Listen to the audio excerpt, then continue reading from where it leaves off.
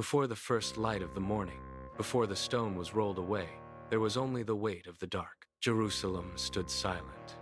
It was not the quiet of a sleeping city, but the stillness of a held breath. The streets, usually worn smooth by the constant friction of commerce and travel, felt unnervingly hollow. Dust settled on the limestone walls, undisturbed by any passing footfall. The air clung to the skin like a damp shroud, heavy and motionless.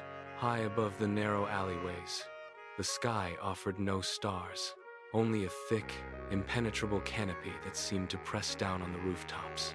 Every corner turned revealed the same sight: shuttered windows, barred doors, and shadows that stretched long and jagged against the ground. A stray dog trotted across the main square, its claws clicking sharply against the stone, then stopped, ears pricked toward the city gates, and vanished into a dark recess. The city was a tomb of its own making, waiting for a catalyst to break the seal. The silence was absolute, yet it carried the vibration of a storm. The silence did not hold. It fractured, first in the low-ceilinged taverns near the gates, then in the open air of the marketplace.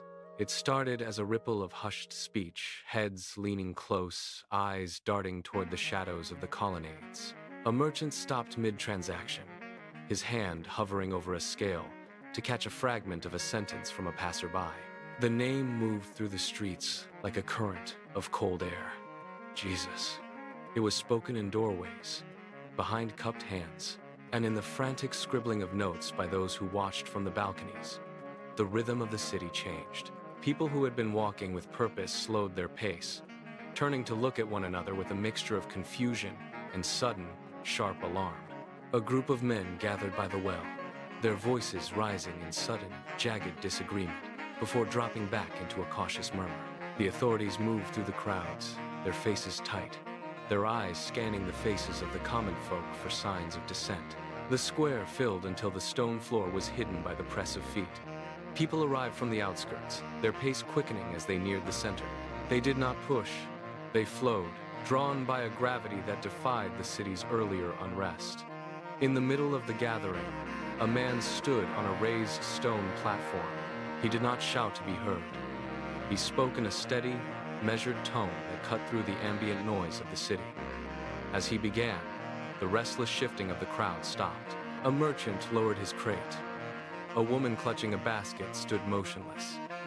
The air in the square seemed to thin, the heavy tension of the morning replaced by a sharp, singular focus. He spoke of forgiveness not as a concept, but as a practice, a way to set down the burdens that had kept the city in a state of constant, grinding friction. He gestured toward the people, his hands open, palms upward. Those at the front leaned in, their eyes fixed on his face, their breathing synchronized with the rhythm of his words. The skepticism that had defined the morning began to dissolve. People who had come to observe stayed to listen, their posture shifting from defensive to attentive. The hunger for something beyond the daily struggle was visible in the way they stood, unmoving, drinking in the sound of a voice that offered a different way to exist. He raised a hand, pointing not toward the temple or the governor's palace, but toward the open horizon beyond the city gates. The crowd followed the gesture, their eyes searching the empty air. He spoke of a kingdom that had no walls, no soldiers, and no borders marked by stone. It was a territory that existed within the reach of a hand, yet spanned further than the known world. He described a peace that did not rely on the absence of conflict but on a grace that remained constant even when the city was at war with itself. A man in the front row frowned, his brow furrowing as he tried to map these words onto the reality of taxes and Roman patrols. He could not. The logic of the kingdom Jesus described did not fit into the architecture of the city. It was a radical departure from the power structures they knew. People began to exchange glances, their initial skepticism replaced by a quiet, intense curiosity. The air around the platform grew still. No one moved to leave. They stood rooted to the spot, listening to a vision that rendered the city's heavy gates and stone towers suddenly irrelevant. High above the square, behind the thick stone walls of the council chambers, the atmosphere was brittle. Men in heavy robes paced the length of the floor, their sandals clicking sharply against the tile. One man stopped at a narrow window, peering down at the distant, silent gathering. He did not see a message of peace. He saw a disruption of the order that kept the city functioning. He saw a man who spoke to the people without seeking permission. The leaders exchanged sharp, clipped sentences, their voices low and urgent. They spoke of taxes and the shifting loyalty of the people. Fear was not a sudden explosion here. It was a slow, tightening knot. They watched as every word he spoke stripped away their control. Their faces hardened. The initial confusion had vanished, replaced by a cold, calculated focus. They began to draft plans. The resentment was no longer a private worry. It was becoming a strategy. They were ready to act to ensure their world remained untouched. The change did not happen with a shout, but with a ripple of movement through the square. Whispers began at the edges of the crowd, carried by men who did not look at the speaker, but at each other. They spoke of tradition, of the danger of abandoning the old ways, and of the hidden motives behind the message of grace. A woman in the center of the gathering stopped nodding. She looked at her neighbor, her brow furrowed, and pulled her shawl tighter, stepping back from the circle. The contagion of doubt moved quickly. People who had been leaning forward, hungry for every word, now stood upright. Their arms crossed over their chests. They began to shift their weight, eyes darting toward the distant council chambers rather than the man on the platform. The accusations were simple, repeated until they sounded like truth.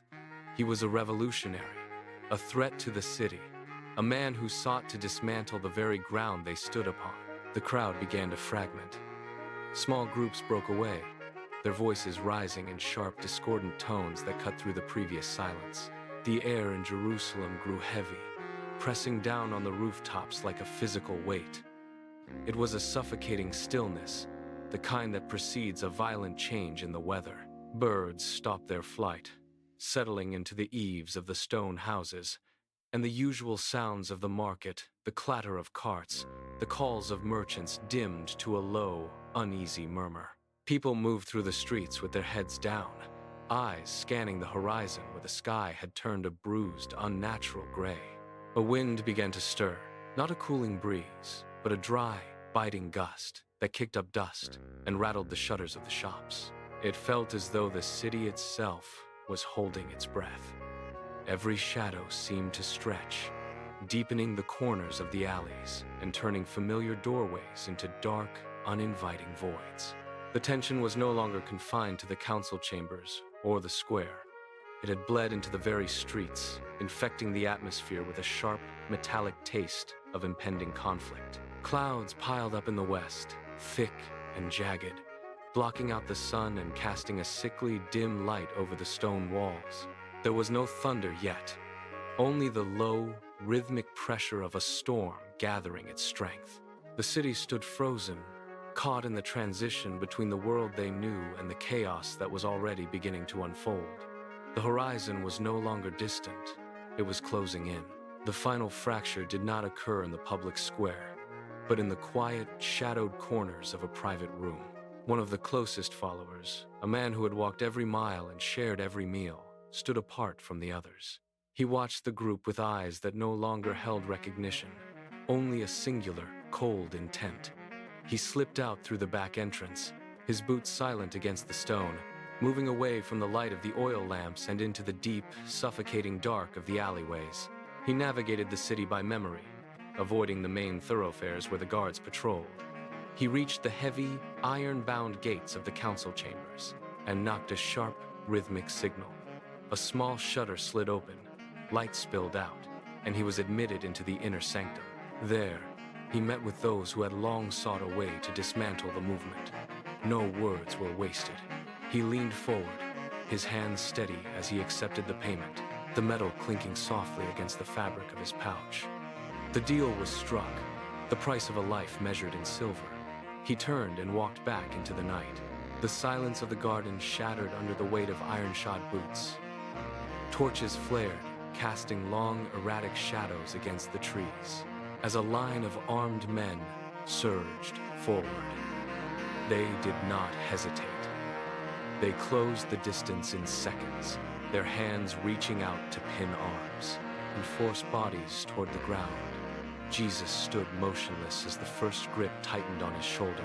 The metal of the shackles bit into his wrists, the sound of the locking mechanism echoing sharply against the stone walls. There was no struggle, only the sudden jarring force of the arrest. The men dragged him toward the city gates, their pace relentless and hurried. As they entered the narrow, winding streets, the first blows landed. A fist struck his side, forcing the air from his lungs. A heavy palm slapped against his face, the sound ringing out in the quiet night. They shoved him into the mud, then hauled him upright, only to strike again. He was pushed through the gauntlet of jeering voices, stumbling under the combined weight of the guards and the rough, uneven cobblestones. The heavy oak doors groaned shut, sealing the chamber against the night. Inside, the air hung stale, thick with the scent of old parchment and burning tallow. Jesus stood in the center of the floor, his wrists still bound by iron.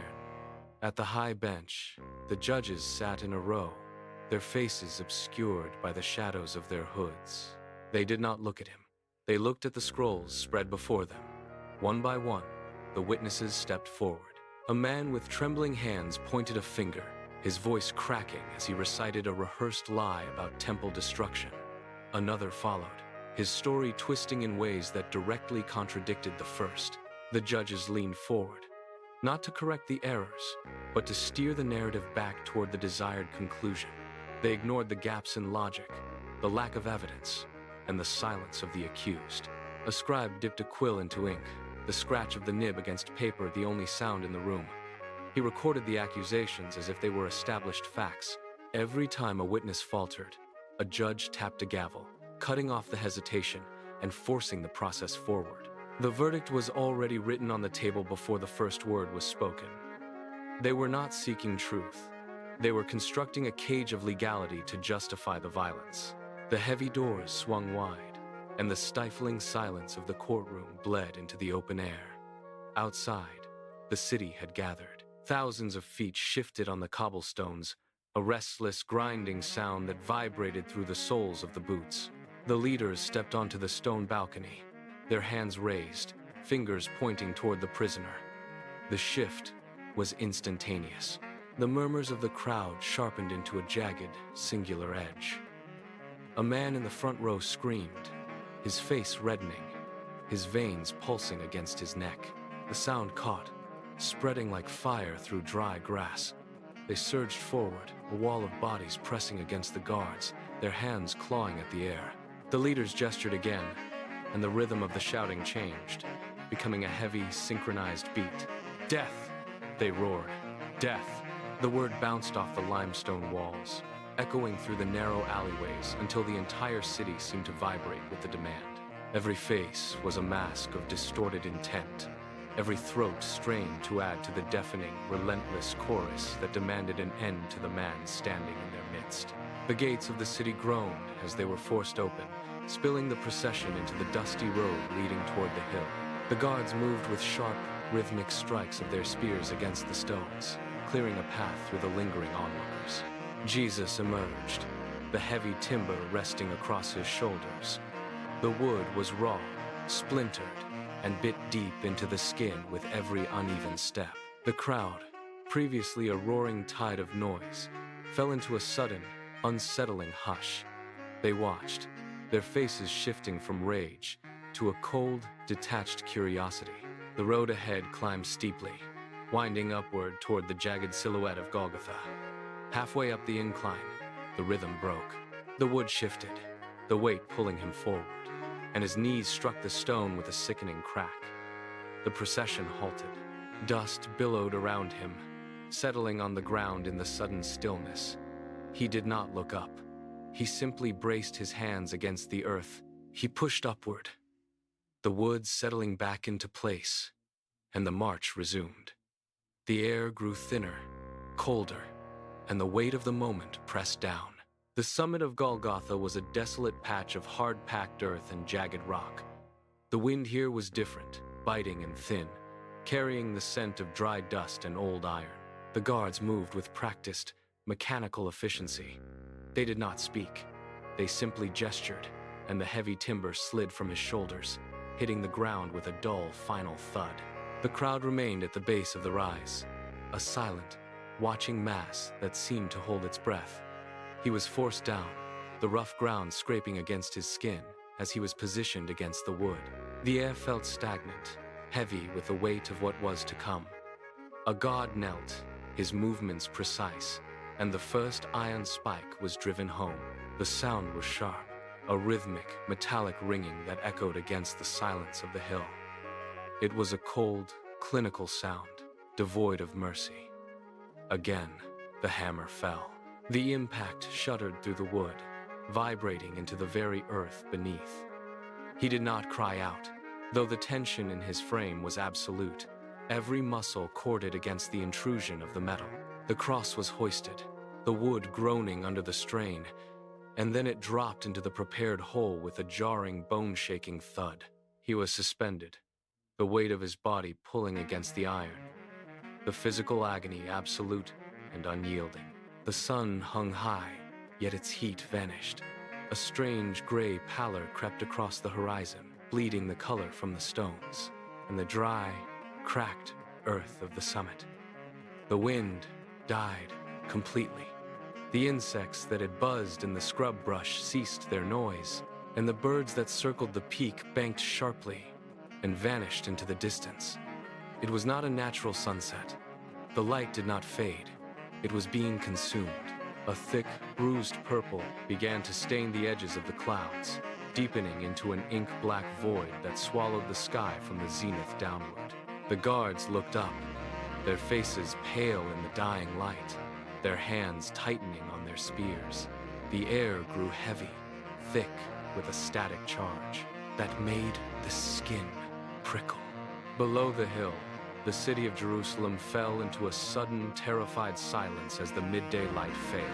The shadows stretched, distorted, and then merged into a single, unyielding darkness. It felt as if the world itself were holding its breath, recoiling from the sight on the hill. The atmosphere pressed down, cold and suffocating, as the last sliver of the sun was blotted out. Nature had turned its face away. The darkness was not merely an absence of light. It was a physical weight that pressed against the chest. Then, the first vibration arrived. It was not a sound, but a deep, rhythmic pulse that rose from the bedrock itself. It traveled up through the soles of the boots, a low-frequency thrum that rattled teeth and made the air vibrate. The ground beneath the hill of Golgotha began to heave. Fine dust rose in a swirling cloud as the hard-packed earth fractured. A jagged fissure snaked across the summit, splitting the ground between the wooden uprights. The cross groaned, the timber straining against the sudden, violent shift of the foundation. Below, the city of Jerusalem erupted into chaos. Stone walls cracked with the sound of snapping bone. Tiles slid from rooftops, shattering against the cobblestones. People stumbled, unable to find purchase. On the bucking ground, their shouts lost in the roar of the shifting earth. The tremor grew in intensity, a relentless, churning force that defied the laws of the land. It was as if the very foundations of the world were being torn apart, a tectonic protest that matched the agony on the hill. The violent upheaval of the earth reached a crescendo, then stopped. The ground, which had been bucking and fracturing, suddenly locked into place. A terrifying stillness replaced the roar of the shifting stone. The dust from the collapsed walls hung suspended in the air, motionless. On the hill, the wooden structure groaned one last time, the sound echoing across the silent, jagged landscape. Jesus leaned forward against the weight of the cross, his chest heaving with a final, desperate effort. The air around him seemed to thin, pulling tight, as if the atmosphere itself were bracing for the moment. He drew in a long, ragged breath, his muscles taut, every fiber of his body straining against the wood. The silence was absolute, a vacuum that drew all focus to the figure on the hill. He looked out over the darkened city, his gaze steady despite the agony. Then, he spoke. The words were not a whisper, but a clear, resonant declaration that cut through the heavy air. "It is finished." The sound carried with a finality that seemed to stop time. As the last syllable faded, his head bowed, his body went limp, and the tension that had held the world in a state of violent flux snapped. The end had arrived, a cold, hard finality that simultaneously signaled the opening of a door to something entirely new. The final word hung in the air, vibrating against the stillness like a dying bell. Then, the sound vanished, swallowed by a silence so thick it felt tangible. On the hill, the wind had ceased its movement. Not a single leaf rustled. Not a bird called out from the surrounding trees. The people who had gathered to watch stood frozen, their mouths slightly open, their eyes fixed on the wooden structure. A man near the base of the hill tried to step forward, but his boot scraped against the stone with a sound that seemed deafeningly loud, and he stopped, pulling back as if he had committed a transgression. The silence was not empty. It was heavy, pressing down on the shoulders of everyone present. It drained the air of urgency, replacing the previous chaos with a cold, hollow void. Every witness looked at the figure on the cross, and then at each other, their expressions shifting from confusion to a profound, numbing realization. The hope that had flickered in the city for weeks seemed to evaporate in the span of a single heartbeat. No one dared to speak. No one dared to move. The world had stopped, and in that cessation, the weight of the end settled into the very marrow of their bones. The body was lowered with deliberate, heavy movements. Each shift of weight was met with a dull, echoing thud against the wood. Those who carried him moved in a tight, synchronized line, their boots dragging through the loose grit of the path. They entered the chamber, a space carved directly into the rock face. The air inside was stagnant, smelling of damp earth and ancient stone. They laid him on the flat, raised ledge of rock that ran along the wall. The transition from the open air to the tomb was immediate. The light vanished, leaving only the dim, gray glow of the entrance. A heavy silence filled the space, broken only by the sound of their retreating footsteps. Then, the sound of grinding stone began. A massive circular slab was pushed along a carved groove in the floor. It moved with agonizing slowness, the rock scraping against rock with a high, discordant screech. The gap of light narrowed, a sliver of the outside world shrinking until it disappeared entirely. The stone hit the frame with a final, jarring impact that vibrated through the floor. Outside, the men moved into position. The tomb was sealed. The followers turned away from the tomb, their movements disjointed and slow. They walked back toward the city, but the path felt unfamiliar beneath their feet. Every step was a heavy, mechanical effort. They passed the familiar stalls and the stone walls of the marketplace, yet the city seemed to have shifted into a foreign landscape. The noise of the streets, once a constant hum, now sounded like a distant, unintelligible murmur that failed to penetrate their focus. One man stopped, staring at his own hands as if they belonged to a stranger, then let them fall limp at his sides. Another leaned against a wall, his forehead pressing into the rough, cold stone, his breath coming in shallow, jagged bursts. The sun dipped below the horizon, and the shadows stretched long and thin, swallowing the remaining light of the day. There was no conversation. No one looked at another. The air grew biting and thin, a physical weight that pressed against their chests. They had built their entire existence around a promise, and now that promise was locked behind a slab of rock. The darkness was not just an absence of light. It was a physical barrier, an unyielding shroud that settled over the city and their spirits alike. Every dream they had held, every vision of a new world had been extinguished. The third night held the world in a grip of absolute stillness. The air was thin, cold, and motionless.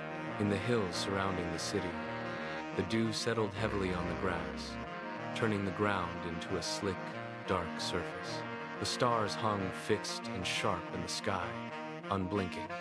Time seemed to have stopped, suspended in the heavy, suffocating silence of the tomb. Then, the atmosphere shifted. It was not a sound, but a change in the pressure of the air. The darkness began to thin, not by degrees, but with a sudden, sharp clarity. High above the eastern horizon, the blackness fractured. A single, piercing sliver of light cut through the gloom. It was the first ray of dawn, and it hit the landscape with a force that felt like a physical intrusion. The light did not just illuminate, it carved through the shadows. The birds remained quiet. The wind did not stir. The world held its breath as the light intensified, turning the gray sky into a pale, bruised violet. The light grew, steady and relentless, pressing against the stone of the tomb.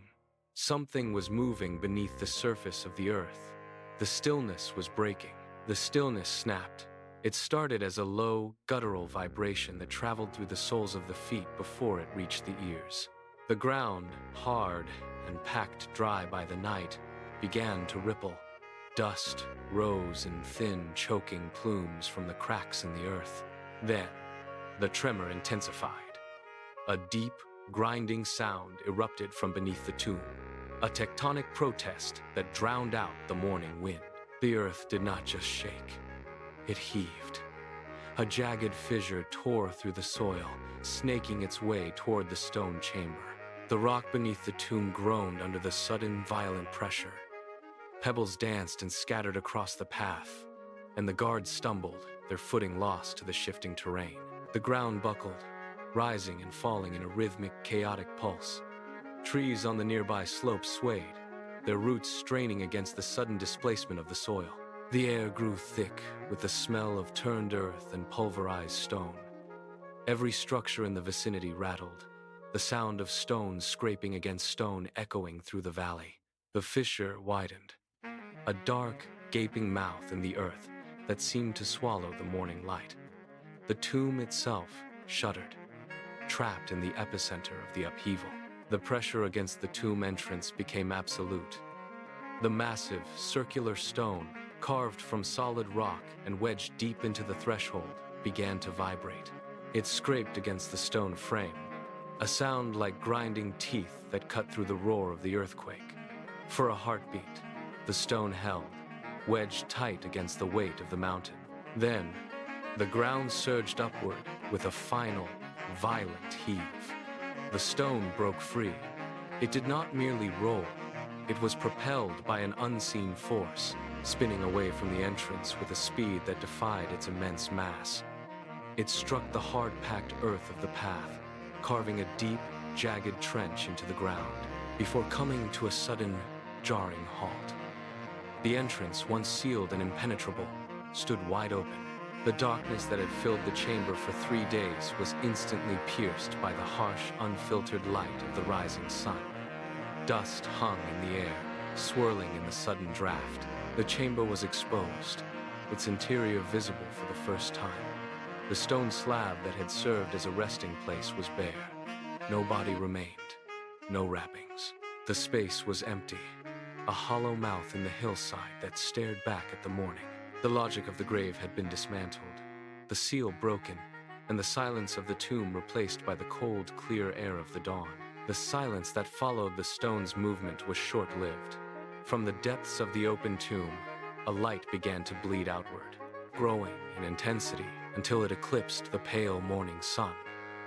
It was not a reflection, it was a source. The air inside the chamber shimmered, warping the view of the stone slab. Then, the light coalesced into a singular, towering form. An angel stood in the center of the tomb, his presence casting long, sharp shadows against the rock walls. He did not touch the ground. He hovered, a figure of searing brilliance that made the surrounding earth seem dull and lifeless. The guards, who had been scrambling to regain their footing, froze. Their hands dropped to their sides, their eyes fixed on the figure. The angel turned, his gaze sweeping across the hillside with a weight that felt like a physical pressure. He opened his mouth, and the sound that emerged was not merely speech. It was a resonance that vibrated in the marrow of the bones. He spoke, and the words hit the air like a hammer on an anvil. He is not here. He has risen. The proclamation hung in the space between the earth and the sky. absolute and undeniable. The tremor in the ground ceased instantly, replaced by a profound, unnatural stillness. The proclamation did not just echo, it dismantled the very architecture of the grave. Death, which had claimed every life before this moment, found its authority stripped away in the span of a single breath. The tomb, once a final destination, was now merely a discarded shell. On the stone slab where the body had been laid, the burial linens remained, but they were empty. They were not torn or scattered, but folded, left behind with the precision of someone who had simply stood up and walked away. There was no sign of a struggle, no evidence of a forced exit. The cold, heavy stone of the chamber floor felt different now, no longer a place of decay, but a site of transition. The guards, who had been tasked with securing a corpse, stood paralyzed, their weapons useless against the reality of an empty grave. The absolute silence that had defined the tomb for 3 days was shattered by the sheer weight of the impossible. Death, the great conqueror, had been defeated. The empty space was a physical testament, a void that proved the end had been turned into a beginning. The victory was a finished, undeniable fact. The followers reached the garden path, their movements slow and heavy with the weight of their loss. They stopped at the threshold of the tomb, eyes fixed on the discarded linens. Then, the air shifted. It did not ripple like wind. It grew dense, charged with a sudden, localized warmth. A figure stepped from the shadows. The followers recoiled, hands raised to shield their faces, expecting a ghost or a trick of the morning mist. Then, he spoke a single name. The sound was familiar, a vibration that cut through the fog of their grief. They looked up. The fear that had held them rigid in the dirt began to dissolve, replaced by a sharp, sudden clarity. They saw the hands, the posture, the paralysis that had gripped their limbs vanished. They moved forward, not with hesitation, but with sudden, kinetic energy. The man they had watched die was standing before them, alive and whole. Their doubt fell away, leaving a foundation of ironclad faith. The garden was no longer a place of mourning. The air itself seemed to vibrate with a new, constant frequency. The followers stood in a circle, their hands still trembling, but their eyes were clear, focused on the horizon. This was not a restoration of what had been lost. It was the birth of something entirely new.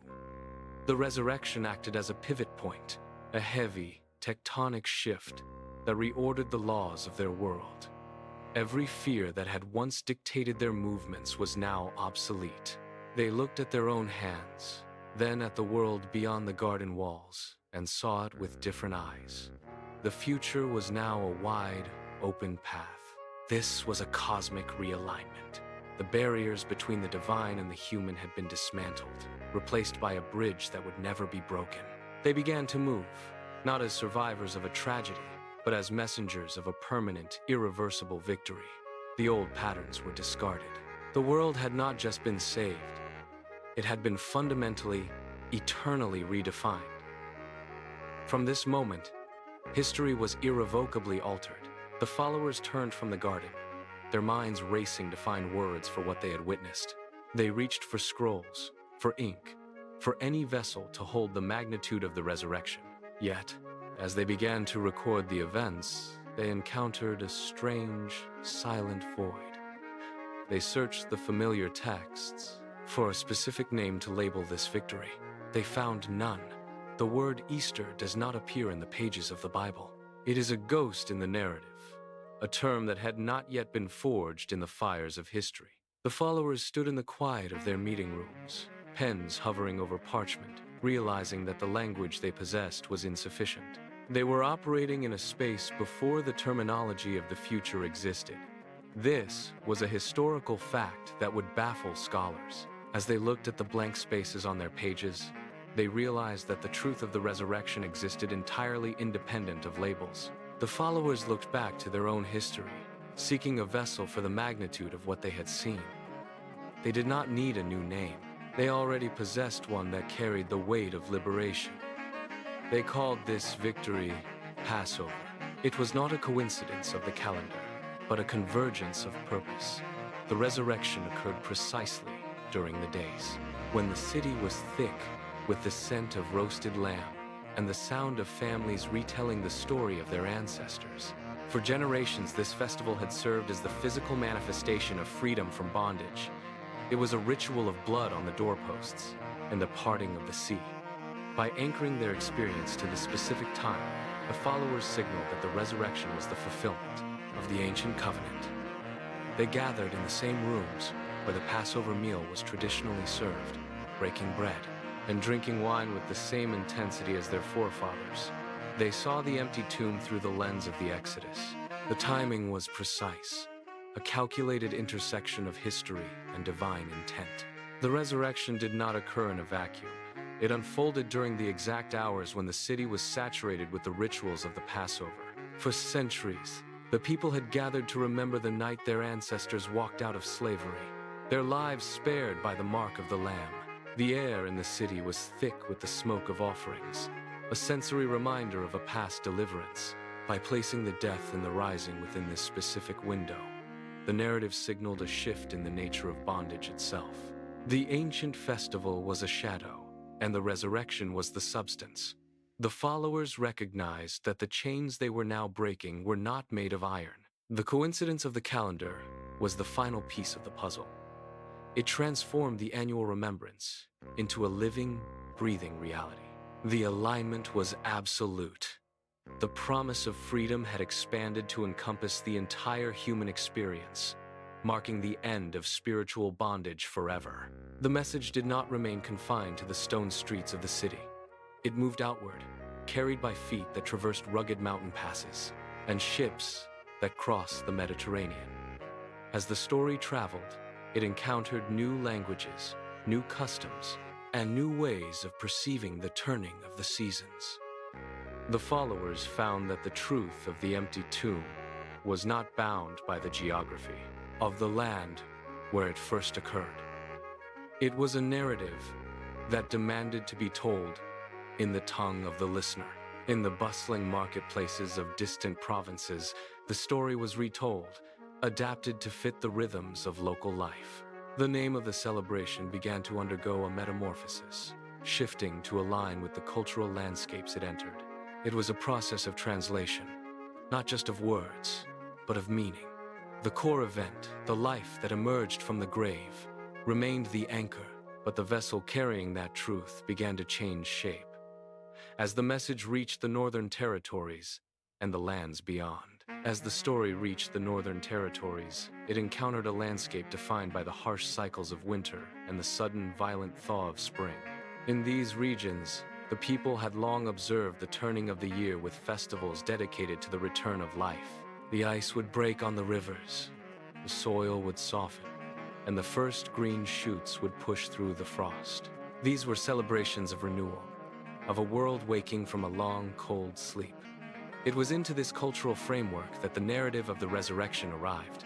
The term Easter emerged from this specific soil, rooted in the language of the people who inhabited these lands.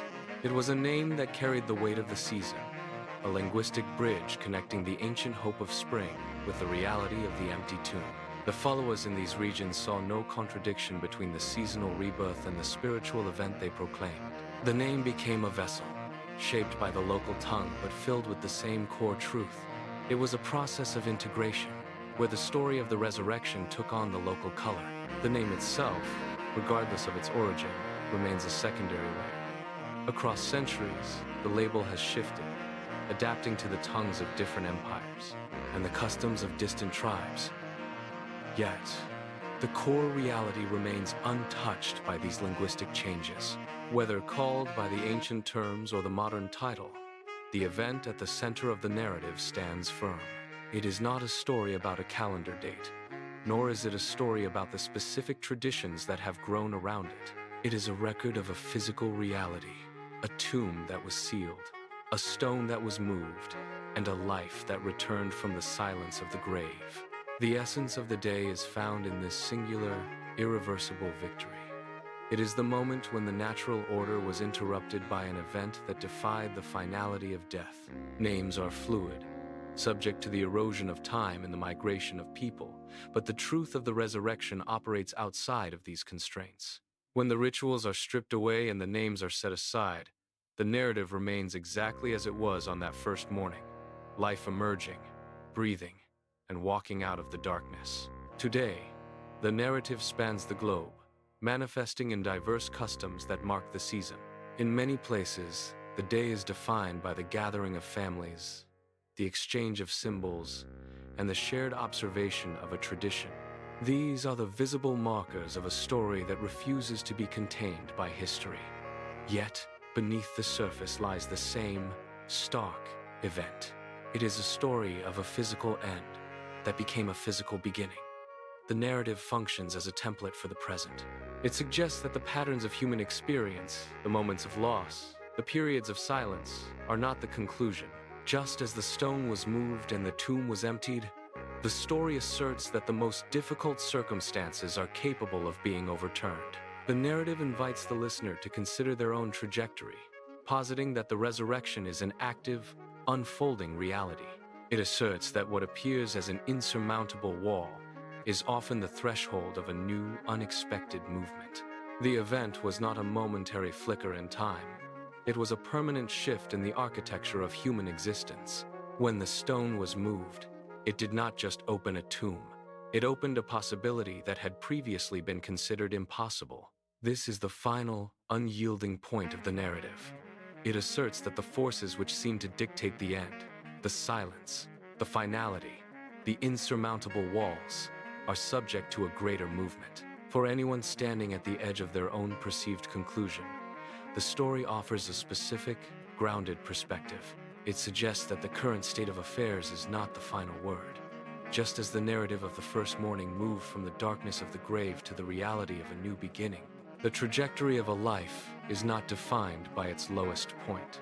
The resurrection remains an active, functional reality, a template for overcoming what appears to be absolute. It is a reminder that the capacity for renewal is not a theory, but a demonstrated fact. The story does not end with the closing of the tomb.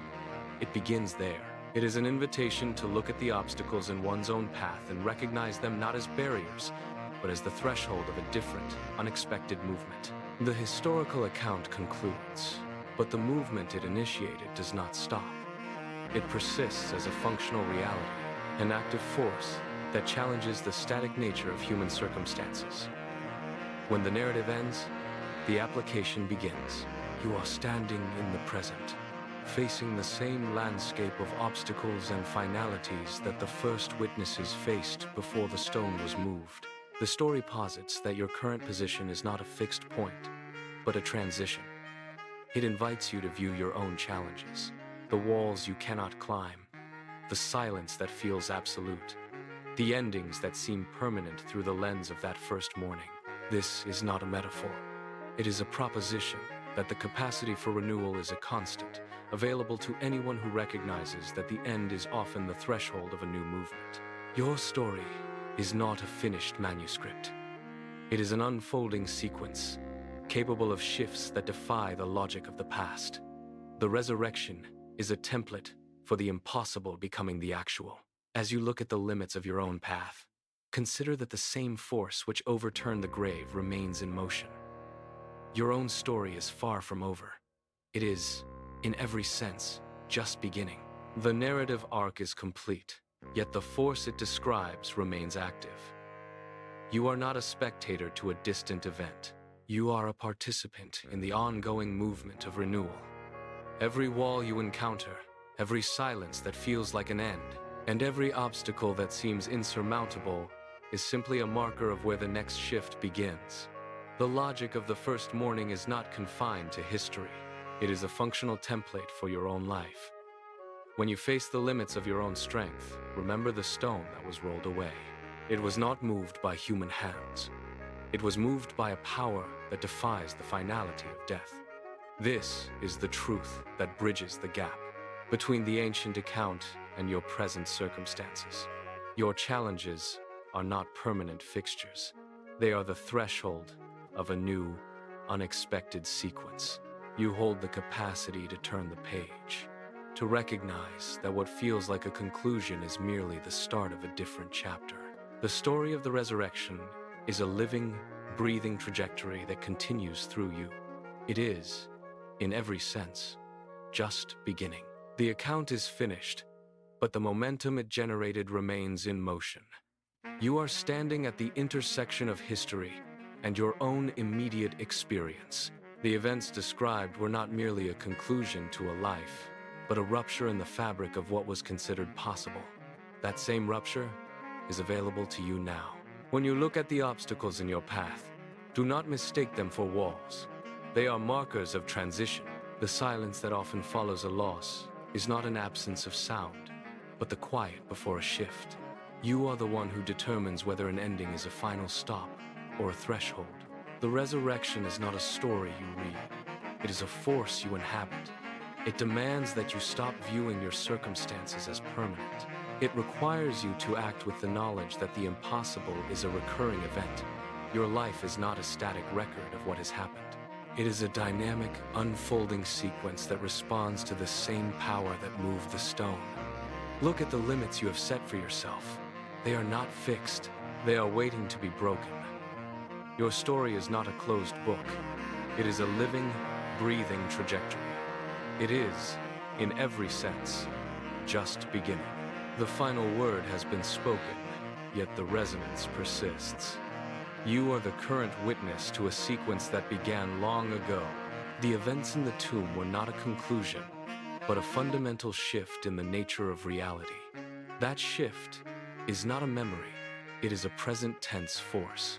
When you face the limitations of your own circumstances, remember that the stone was not moved by human effort. It was moved by an authority that overrides the finality of death. You are currently positioned at the intersection of that ancient power and your own immediate potential. Do not view your current obstacles as permanent barriers. They are the threshold of a new, unexpected movement. The silence you feel is not an absence of progress, but the quiet preparation for a change. You hold the capacity to turn the page, to recognize that what feels like a definitive end is merely the start of a different chapter. The story of the resurrection is a living, breathing trajectory that continues through you. It is a promise that no circumstance is beyond the reach of transformation. Your life is not a static record of what has passed. It is a dynamic, unfolding reality. It is, in every sense, just beginning. The narrative arc has reached its conclusion, yet the impact remains entirely present. You are not merely an observer of these events. You are the current participant in their ongoing legacy. The stone that was moved was not just a physical obstacle. It was a declaration that the finality of death is an illusion. That same truth applies to the barriers you currently face. When you encounter a wall, recognize it as a temporary condition. When you feel the weight of a situation, remember the silence that preceded the dawn. You possess the capacity to rewrite the trajectory of your own experiences. This is not a historical relic to be studied from a distance. It is a living, breathing reality that demands your engagement. Every ending you experience is a potential point of departure. Every limitation is a space waiting for a shift. The power that redefined the nature of existence is the same power that is available to you in this moment.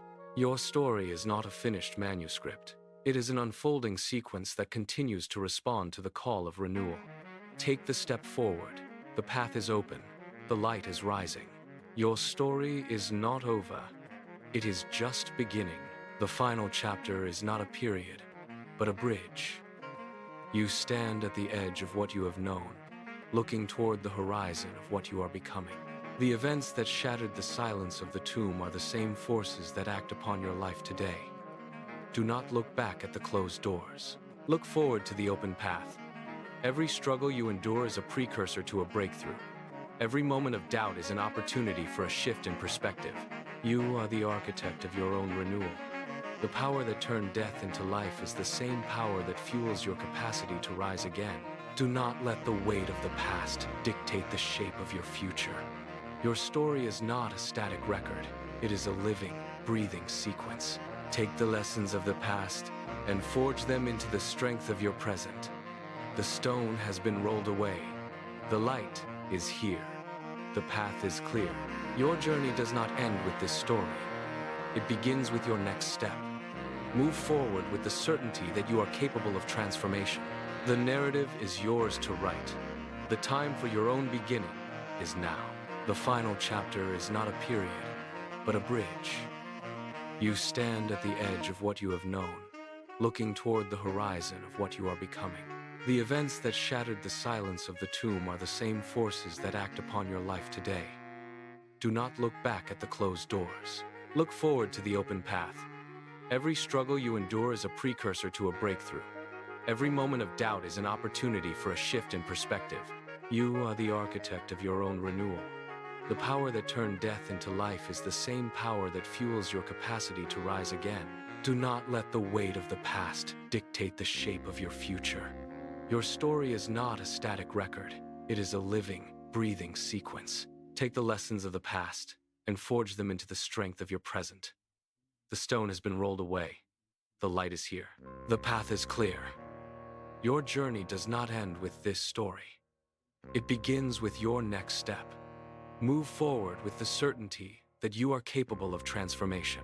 The narrative is yours to write. The time for your own beginning is now. The echoes of the past have settled. The dust of the road has cleared. You have walked through the darkness and witnessed the dawn. Now, the silence is not empty. It is a space waiting for your voice. Look at the ground beneath your feet. It is solid. It is ready for your weight. The history you have heard is not a distant memory. It is a blueprint for the terrain ahead. When you face the walls that seem impossible to climb, remember the stone that was rolled away. When you feel the weight of a situation that seems beyond repair, remember the empty tomb. You are not defined by the obstacles behind you. You are defined by the direction you choose to face.